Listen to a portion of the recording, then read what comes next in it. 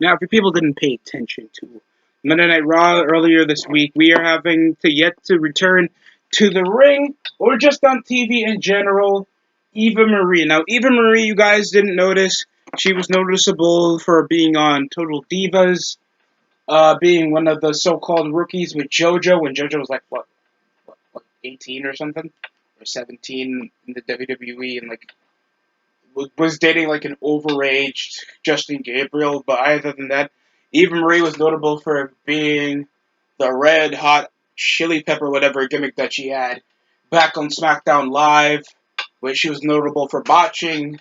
Had a supermodel look and had a gimmick that sort of worked out over conducting heat and wasting everybody's time whenever she's wrestling Becky Lynch or Naomi and all that jazz back on SmackDown before she got released.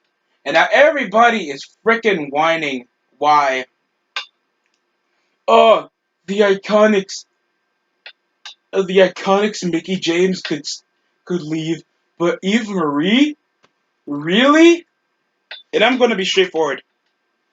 Mickey James, they were already ruining over most of the calendar year.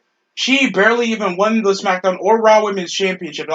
All she's been doing was coattailing off more of the younger women to at least get some semblance of legitimacy. I wish she had at least 2 title reigns over her stint over with the company, but now it looks like she's probably going to go to NWA.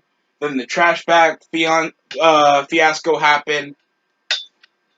Other than that, they just did what Mickey James said to be some semblance of nostalgia and experience over for more of the women over in the locker room.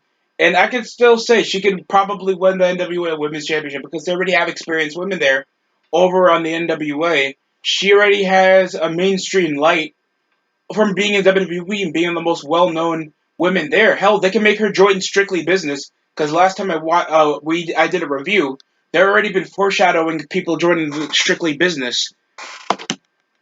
So that could like be something good for her. Like you guys don't get it. Like you can't have any other choice other than WWE. Like guys that look like Samoa Joe are not going to always get over. That's a dime a dozen. That only worked over like places like ECW and Ring of Honor where they don't care what size you are unless you're like if you think a guy like Shane Taylor's going to be WWE champion.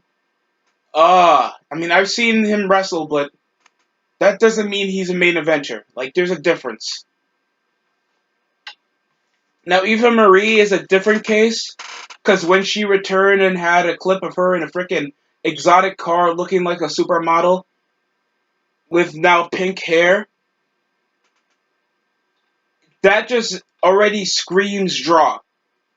She doesn't even have to wrestle that well to already explicit a big reaction. Like, Peyton Royce and Billy Kay have their own talent over to entertain, but not any of that ever subjugated to having any reaction in the ring. Even when there was a crowd there, they were always green, and they were just given the worst ideas from WWE with the tag division that it couldn't subjugate any of their talent. Plus, they were pretty green and lacked any interesting mic skills to tear them apart. That's why many people even had a disagreement with them even splitting up to begin with. And when you even split them up, they're even worse in value. Now you have a chick that looks like a model, already is well known over the fan base. She can go cross over to any semblance of a medium when it comes to being in IG shots, being in movies, already has a stint in reality shows.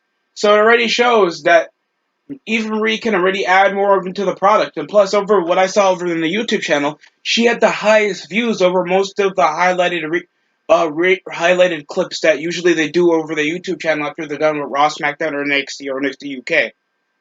So that already shows hottest commodity you can have not only for your women's division but for WWE. She already has eye candy. She already has experience over in the ring, and I can use her for any commodity. That's a triple threat. That's I don't know if she's over to the level of Sable because of course whenever you want to compare anybody to the extent of what they did for the Attitude Era, Ruthless Aggression Era. That's a tall order. But what she can do for herself in the business, that's already a positive for somebody like Eva Marie. Because they're always trying to push over this feminist aspect, trying to overly push their boundaries, all because they can wrestle means that they are given uh my freaking appreciation or just my patience or just my time, all because they can wrestle. No, you have to do stuff like Elias. You gotta have a gimmick. You have to have the essential look. You gotta look the part. You at least gotta wrestle a bit, and then we'd be talking more about screen time for you. Because Becky Lynch fails to add any outside fan base. Naomi to Charlotte Flair because she keeps getting uglier every year with her matches being overbearing and just her oversight in the women's division and not technically changing her character. Her character's not even that unique. It's just the same as Ric Flair, except she looks like Ric Flair. Like legitimately like Ric Flair. Currently, not even prime Ric Flair, where he looked young and had long flowing blonde hair. She just has the blonde hair part while looking 50 years old even though she's 35. No. But, like, come on. Sure, that sounds rude, but you can see the sublimation of how just being good at wrestling is not good enough, especially to grow something as a big medium like WWE. And Eva Marie already brings some of that on, so I can see that at least if she gets good in the ring, has essentially at least a presence, still stays hot, that's already big numbers for WWE to go up. Note to self, Sable couldn't wrestle for shit, and she was at least peak one of the most popular wrestlers in the Attitude Era, next to people like Stone Cold Steve Austin. So that's already doing much for women in general. Or sure, it was a more disgusting time. It was a lot more raunchier. Highly a bit more depleting of how we treat women now. But out of most people we talk about, you're not telling me you remember any of the chicks like Kylie Ray,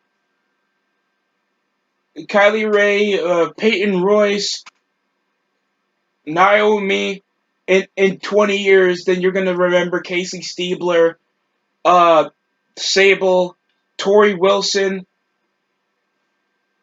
uh, Mickey James, and Trish Stratus. It's just a known given. Sex sells, and when it mixes with something that's a high medium for men to watch, that's a win-win. It works with anime. You think these basement pedos are just gonna watch just fights? I'm not calling every anime fan a pedo. Just chill. But over the medium of anime, not only do they want to see complex, cool characters or fun fights, a cool creative world because it's a literal cartoon. You get to see young women that look unrealistically hot with an amazing figure that you probably don't see a human woman in that much, and it's animated. A lot more people are going to be watching a slice of life than the 2000s like the 1200th action shonen. I mean, sure they will, but there'll be like plenty of people that are going to watch a chick accidentally slip onto a guy's crotch while showing her breast than the 1200th Kamehameha. Like, it's just a known given. And that's not burying any of the women in the WWE. Just know that's just a premier reason what's missing over in the women's division. And I'm not asking for Braun Panty matches to come back either, even though that would be tempting. But it would also show what we're missing in the women's division. High drama storylines, more expressive in the sexuality, more in the personality department, and just more attractive chicks, man. Like, you really think Shayna Baszler and Nia Jax are your favorite female wrestlers? Like, just stop lying to yourself, bro. Ah. Other than that, that's it coming from this video. When you have more, try to subscribe to the channel, help it grow, and just leaving a like and just watching it is also a major help for me. So you're pretty much doing me a win-win, even if you disagree or don't like the video anyway. So that's it coming from me. Thank you for watching. Hope you have a nice day.